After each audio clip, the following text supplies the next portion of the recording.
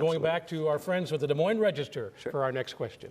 Hi, Governor. Hi. Do you favor changing our legal immigration system from a family-based system to an economic-based system, as some candidates have discussed? Why or why not? Sure, well, great question. I think an immigration system can either make our country stronger or weaker. I think for our legal system, I will start by saying we're talking about legal immigration. For our illegal immigration problem, I think we got to start by securing the border, and period. Not part of a comprehensive approach. And that's the first and only thing Congress needs to do on immigration first.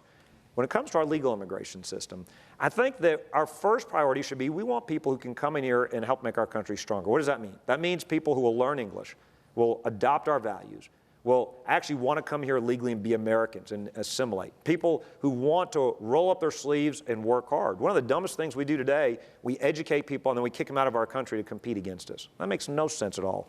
I think that should be our first priority. I think our second priority, you mentioned the family unification priority. I think the second criterion can be not only family unification, but also be sponsorship. There used to be for example, from several years ago, there was a methodology where we did give priority where if citizens were willing to sponsor somebody who wanted to come here, that carried more weight than it does today. I think our first criterion needs to be who's willing to come here, work hard, learn English, adopt our values, and help us build our country. And then secondly, I think that as we consider as a second criterion, it can be a combination of not only family unification, but also this idea of sponsorship. And I think that's a good program and a good concept that can work and make our country stronger. I will say this about legal immigration. I think the way our immigration system works is backwards today. We've got a low wall and a narrow gate. I think we need a high wall, meaning we need to secure the border, but I also think we need a broader gate. We need to make it easier for people who do want to come here legally.